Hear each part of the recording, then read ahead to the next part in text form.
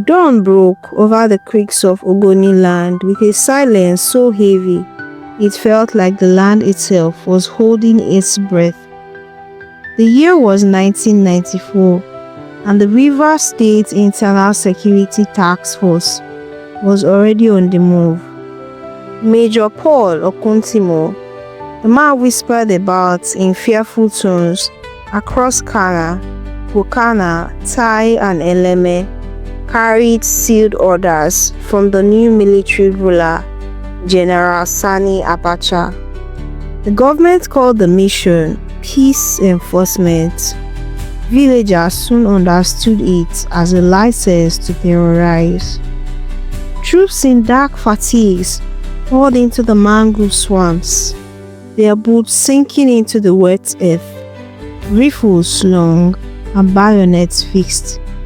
Helicopters hovered low over the creeks, their rotors scattering egrets into the grey morning sky. Checkpoints blossomed overnight on the narrow roads to Bori, and Kpean. Farmers heading to their fields were stopped, interrogated and sometimes beaten on the spot. The soldiers demanded to know who attended MOSOP meetings, who carried Ken Saro-Wiwa's leaflets, who dared speak against Shell or the government. By February, entire villages felt the squeeze. Families in Kpean and Bomu woke to the crack of gunfire and the dull roar of army trucks. Soldiers stormed homes, dragging men into the mud, smashing doors and overturning cooking pots while children screamed. Women were headed into open squares and threatened with rifles until they revealed the names of MOSOP organizers. Those accused of sympathizing with the movement were forced to lie face down in the death while soldiers fired shots over their heads. A mock execution meant to break the will of a proud people. Ken Saro-Wiwa, aware of the danger, continued to travel from village to village, pleading for non-violent resistance, even as he documented the brutality. He moved carefully, knowing that every step was shadowed by informants. His small notebook filled with dates, locations, and the names of the dead, evidence he hoped would one day tell the world the truth. The pressure on MOSOP leaders grew unbearable.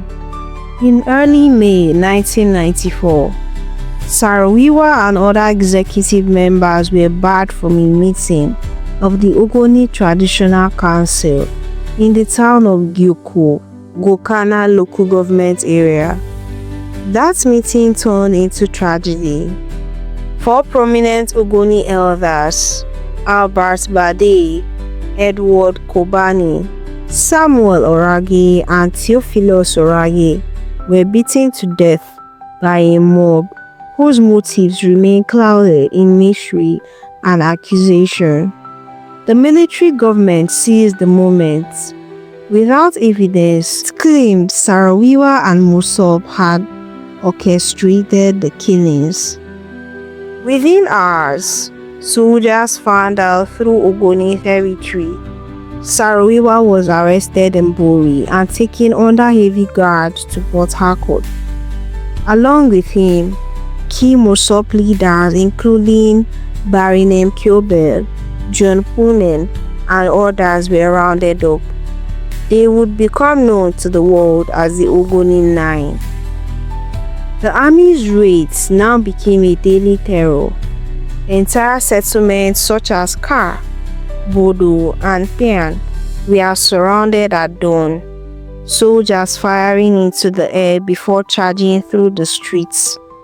Eyewitnesses later described doors kicked in with rifle boots, livestock shot, food stores looted or burned. Young men were dragged to makeshift detention camps in Port Harcourt and forced to sign statements denouncing MOSOP. Some never returned. Women reported assaults and rapes committed under the glare of floodlights set up in village squares. Crops were trampled and fishing boats burned until the creeks smelled of smoke and fuel. International human rights observers tried to enter the region but were turned back at checkpoints. The government insisted it was protecting lives and properties. The Ogoni people called it what it was: war. By mid-1994, hundreds were dead and thousands displaced into makeshift camps or the homes of relatives in Port Harcourt and beyond.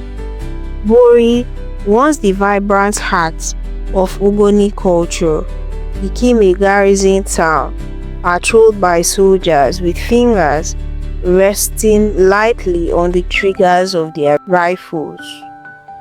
Meanwhile, Ken Saro-Wiwa and other arrested leaders faced a tribunal set up by the military government. There was no jury of peers, only a panel of officers and hand-picked civilians. International lawyers and journalists who sought to observe the proceedings were denied entry.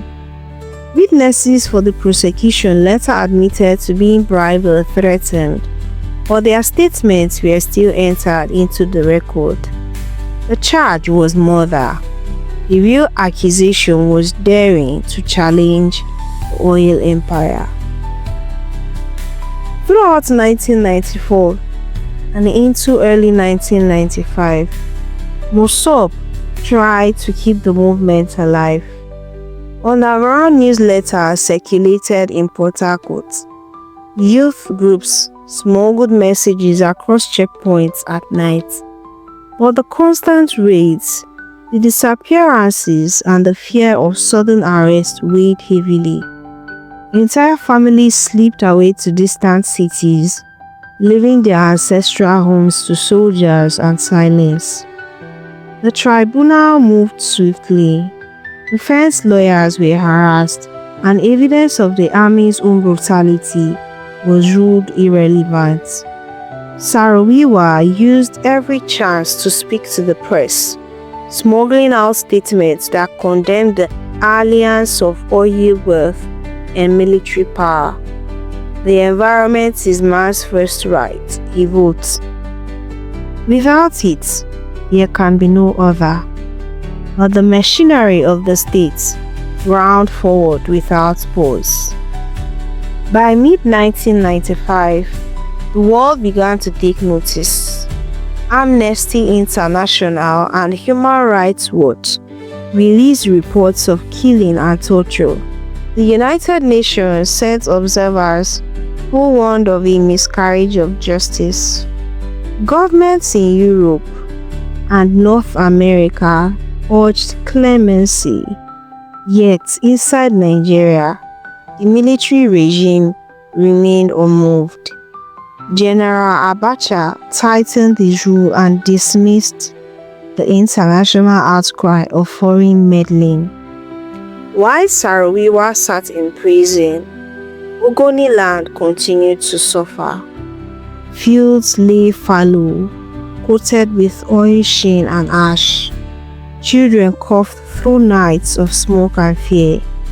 Fishermen who dared to return to the rivers found dead fish floating belly up in the poisoned water. Soldiers still prowled the creeks, their searchlights sweeping over abandoned houses and empty canoes. By October 1995, the tribunal delivered its verdict: guilty.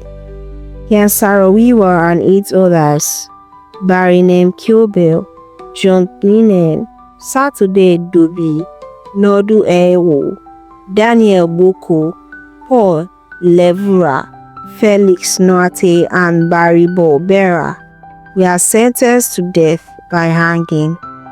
Appeals from the United Nations, the Commonwealth, and the human rights organizations poured in, but General Abacha refused to bend. As the condemned men awaited their fate, Tension gripped Ogoniland like a vice. Mothers wept in hidden corners. Fathers sharpened their voices for the final goodbyes. The soldiers showed no sign of mercy. The creeks lay silent under a heavy sky, as if the entire land mourned what was to come.